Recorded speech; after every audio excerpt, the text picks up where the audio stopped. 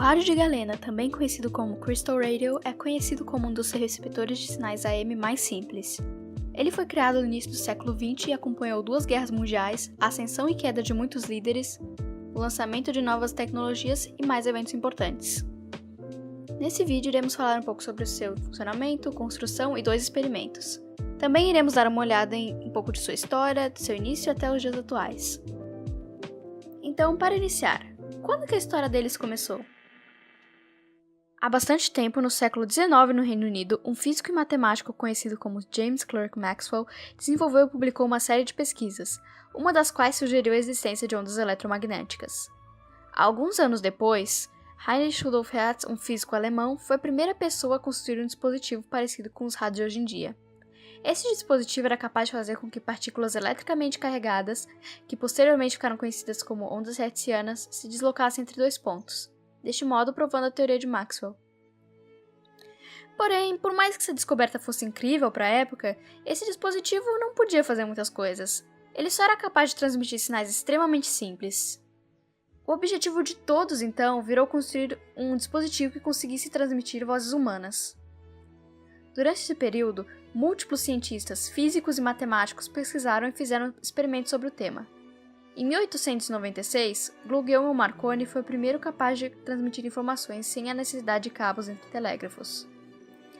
Por volta desse mesmo período, outro cientista famoso, Nikola Tesla, também apresentou uma série de pesquisas e estudos sobre a transmissão de informações por ondas eletromagnéticas.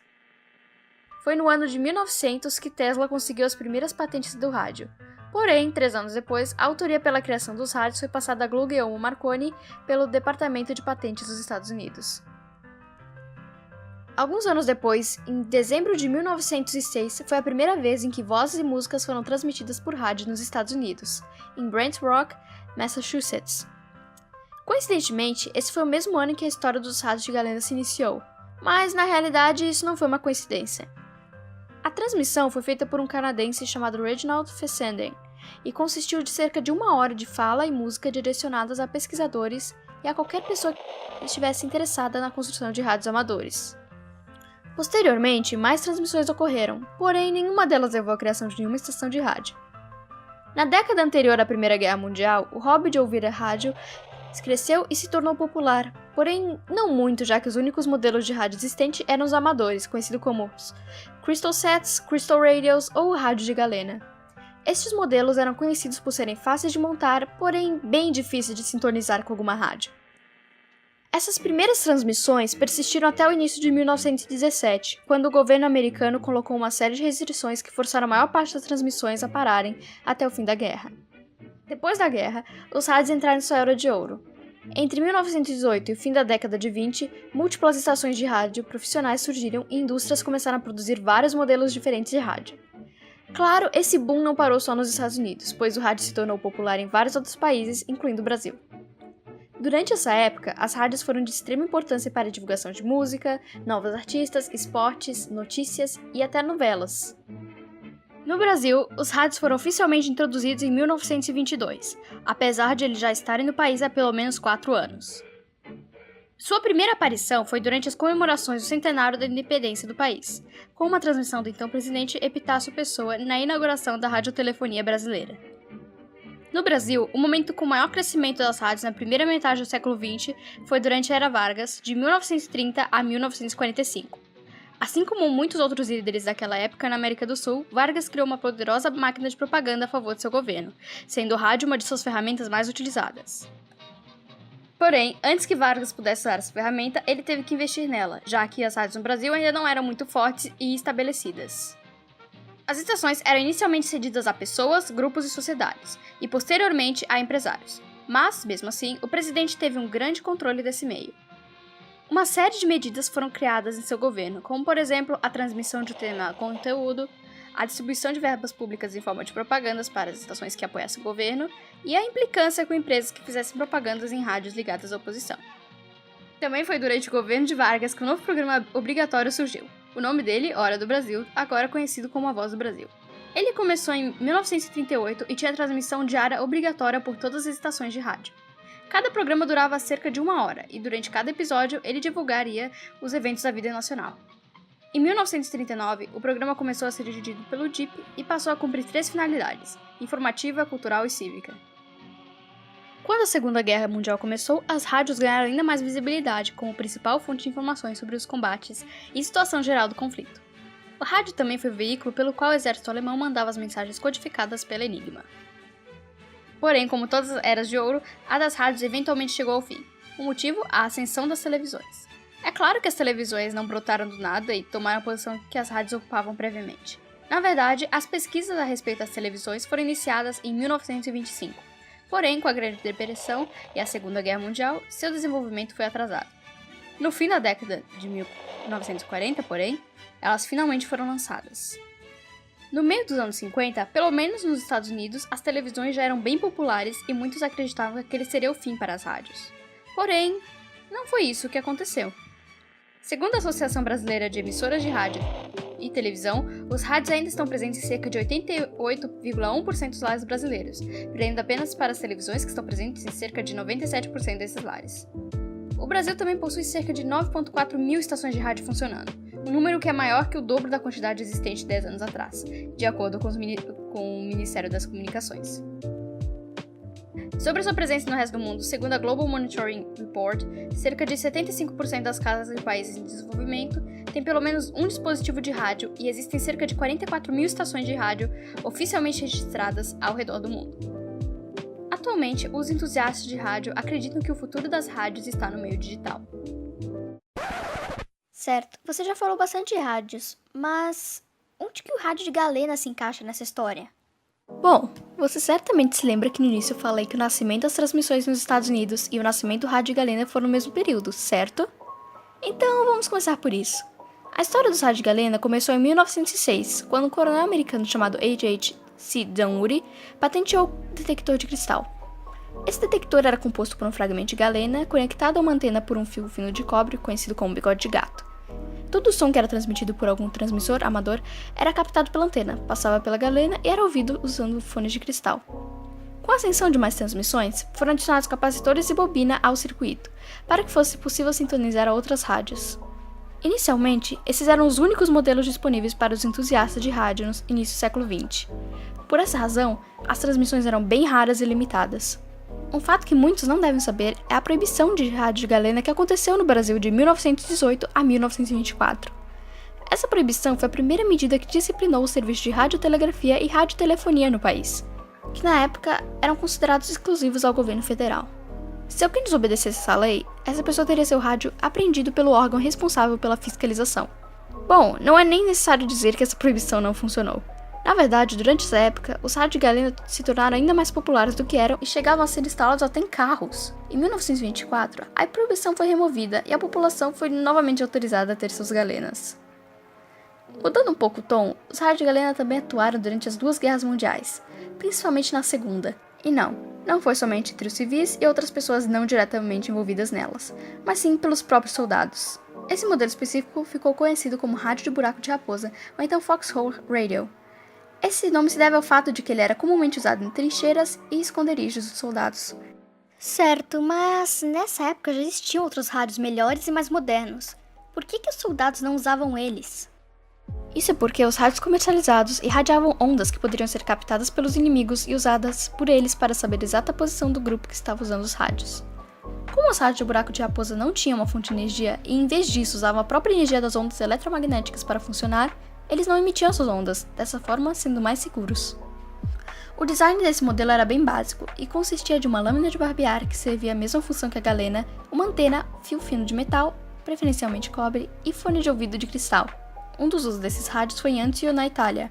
O soldado que o construiu afirmou ser capaz de sintonizar as transmissões em Roma e Nápoles.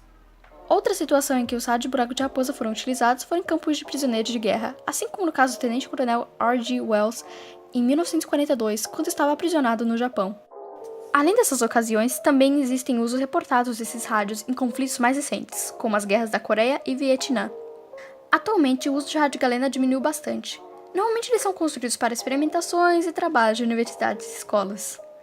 Também existem relatos deles sendo construídos por grupos de escoteiros, porém, esses relatos são bem raros. Bom, chega de ficar na parte histórica, agora chegou o momento de falar um pouco sobre os rádios em si.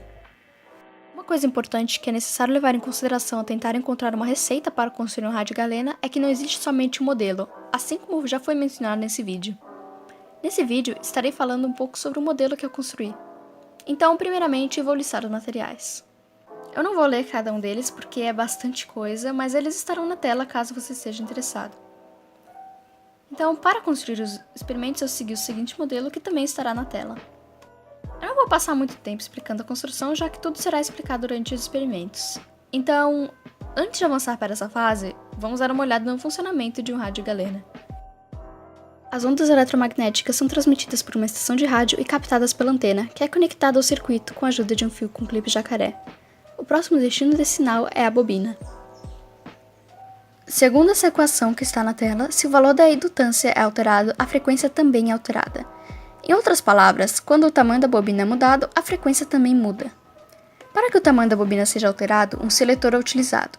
Quando ele passa por uma seção da bobina, ele interrompe a corrente, o que resulta no sistema interpretando que o tamanho da bobina foi diminuído ou aumentado, desse modo permitindo que diferentes frequências sejam alcançadas. Na modulação AM recebida pelo rádio, a informação está contida na envoltória do sinal. Para que seja possível decodificá-lo, o rádio precisa realizar um processo inverso à modulação, conhecido como demodulação. O processo de demodulação usado em rádio galena é conhecido como detector de envoltória, que consiste em passar o sinal modulado por um dispositivo não linear, seguido por uma filtragem de ruídos e frequências altas. No modelo de rádio de galena estudado nesse projeto, o circuito é composto por um indutor, que é a bobina, um diodo de germânio, capacitores e alto-falante.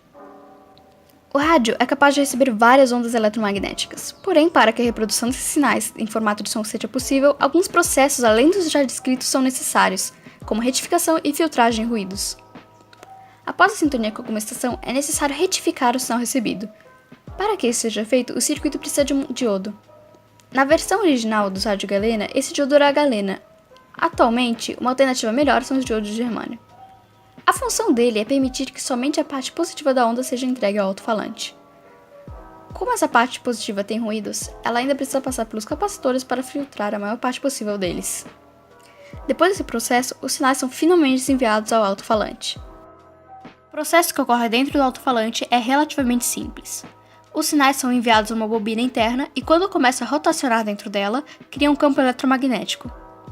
Esse campo atrai ou repele um ímã que existe dentro do alto-falante. Esse movimento constante faz com que o ar dentro do alto-falante vibre, desta forma produzindo ondas sonoras. Bom, finalmente chegou uma das horas mais esperadas, a hora dos experimentos. Antes de começar, tenho um aviso a fazer. O primeiro experimento foi feito antes da pesquisa mais complexa. Por esse motivo, existem diferenças entre ele e o segundo. Então, sem mais enrolações, vamos começar. Primeiramente, vou colocar os materiais utilizados para esse modelo na tela. Então, para começar, eu peguei a seção de cano de PVC e iniciei a confecção da bobina. Para fazer isso, eu usei um carretel com 256 metros de fio de cobre AWG28. Eu colei o início do fio no cano para que não fosse necessário segurá-lo constantemente. Após isso, eu pacientemente enrolei o fio em volta do cano, fazendo aproximadamente 100 voltas. No fim, eu colei o outro fim do fio no cano com a ajuda de fita crepe e separei-o do resto do carretel. Com a bobina finalizada em mãos, a parafusei-a na pequena tábua. Como eu já estava com a parafusadeira em mãos, eu também parafusei mais 3 outros parafusos na madeira. 2 bem perto da bobina, paralelos um ao outro, e o terceiro no meio dos dois, um pouquinho para trás.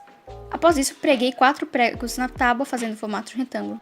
Para que fosse mais fácil explicar, nomeei os parafusos de PRF1, PRF2 e PRF3, e os pregos de P1, P2, P3 e P4. Continuando, quando eu fiz a bobina, eu deixei um pouco de fio solto em ambos os lados dela. No lado esquerdo, amarrei esse resto no PRF1, e no direito prendi no PRF2, ainda deixando uma quantidade de fio solta. Após isso, peguei mais uma porção de fio de cobre AWG28 e prendi ele entre o PRF1 e o P3.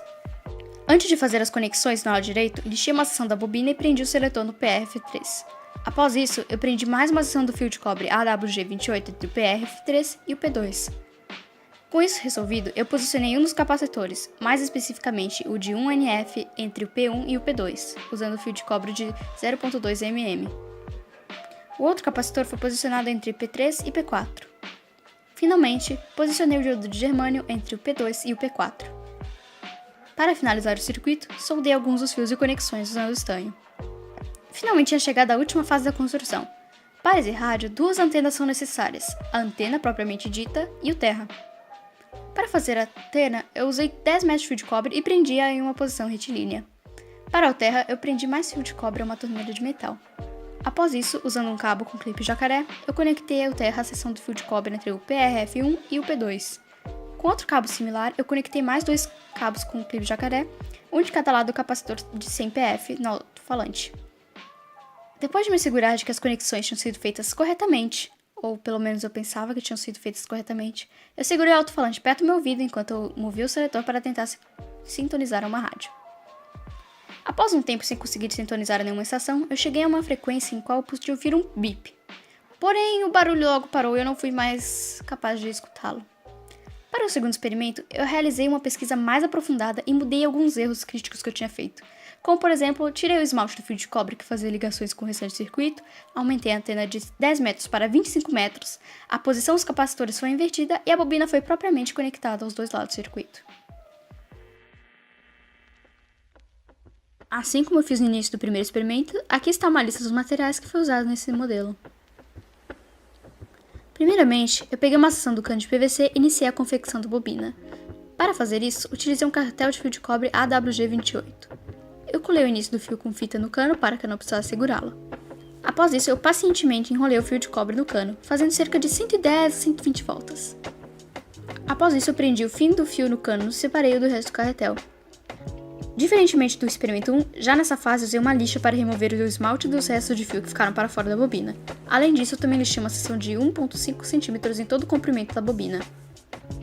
Depois disso, peguei a bobina finalizada e a parafusei na tábua de madeira. Depois, peguei 4 pregos e preguei-os na madeira, formando assim um retângulo. Assim como no experimento 1, eu nomeei os pregos para que fosse mais fácil explicar o processo de construção. Como já foi dito, quando eu fiz a bobina, eu deixei uma sobra de fio de cobre em ambos os lados dela. No lado esquerdo, eu prendi ela no PR1 e no direito no PR2, ainda deixando uma sobra em ambos os lados. Após isso, eu peguei uma porção de fio de cobre cru e usei-a para prender o capacitor de 100 PF entre o PR1 e o PR2.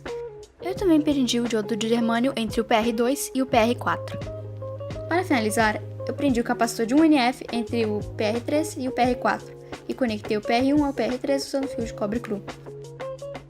Eu então preguei um 5º prego entre o PR1 e o PR2, um pouco para trás. Após isso, eu peguei um clipe de metal, lixei as partes que fariam contato com o circuito e bobina, modelei-o e prendi-o no 5º prego usando fio de cobre cru. Novamente, era hora da construção da antena e conexão ao alto-falante. Para a antena, eu usei fio fino de cobre, medido 20 metros, e coloquei em uma posição retilínea. Para o terra, conectei mais fio de cobre a uma torneira de metal. Eu então conectei o terra ao PR1 e a antena ao PR2. Para finalizar, eu conectei o alto-falante ao PR3 e ao PR4. Após me assegurar de que tudo estava conectado corretamente, eu segurei o alto-falante perto do meu ouvido enquanto mexia o seletor para ver se conseguia sintonizar com alguma rádio. Após muito tempo tentando sintonizar com alguma rádio e tendo feito um aumento de 5 metros na antena, totalizando desse jeito 25 metros, eu consegui sintonizar uma rádio. Após ouvir um pouco, descobri que se tratava da Rádio Cultura AM 1110 KHZ, que é administrada pela Rádio Divino Oleiro. Após recolher as antenas e finalizar o experimento, fiz uma pesquisa bem rápida no Google para saber onde era o local da rádio. Descobri que ela fica perto do centro da cidade, a 9,1 km do local do experimento. Esse experimento pode ser considerado um sucesso, por mais que o sinal estivesse meio instável, indo e voltando. No primeiro dia de testes, os vídeos gravados não tinham uma qualidade muito boa, por essa razão, posteriormente, outros vídeos foram gravados. O vídeo que foi escolhido para registrar melhor foi um pequeno vídeo de cerca de 30 segundos, que eu irei mostrar agora.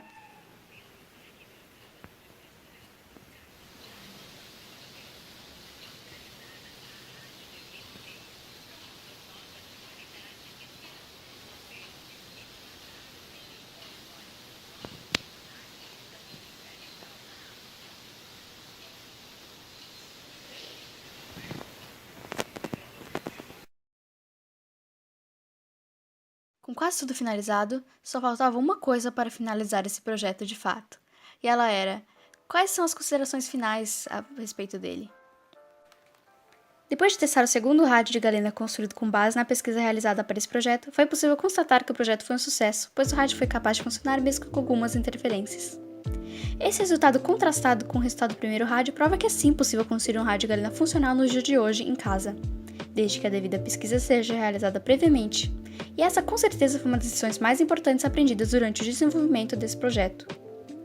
Os erros que foram cometidos por causa dessa construção antes da devida pesquisa foram que, no primeiro modelo, a antena era muito pequena, medindo apenas 10 metros, quando o mínimo para que o rádio funcionasse corretamente eram 20 metros. Além disso, o posicionamento dos capacitores estava invertido, sendo que o de 100 pf deveria ser o mais próximo da bobina e o de 1 NF o mais distante dela e perto das conexões com o alto-falante. Outro detalhe foi o esmalte do fio de cobre AWG28 que foi utilizado no primeiro modelo, que impossibilitava que os componentes se comunicassem propriamente.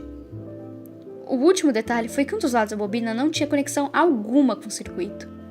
Para o segundo modelo, todos esses detalhes foram arrumados e os resultados comprovaram que esses problemas de construção que foram notados após a pesquisa aprofundada realmente tiveram papel no fato do primeiro rádio não ter funcionado. Além disso, com essa pesquisa foi possível entender e explicar ao nível básico, porém correto, como esse modelo de rádio funciona e um pouco sobre como montar um. Os resultados da pesquisa bibliográfica também constataram a importância e o uso comumente esquecido dos rádios galena em momentos decisivos e importantes da história, como na Segunda Guerra Mundial, juntamente com a importância dos rádios como um todo na história mundial, principalmente na primeira metade do século XX. Sem dúvidas, com esse projeto, muitas lições e informações ligadas à história, política, engenharia e física que eram desconhecidas ao grupo foram aprendidas. Então, isso foi tudo. Muito obrigada por assistir até aqui, espero que você tenha gostado da minha apresentação e até logo!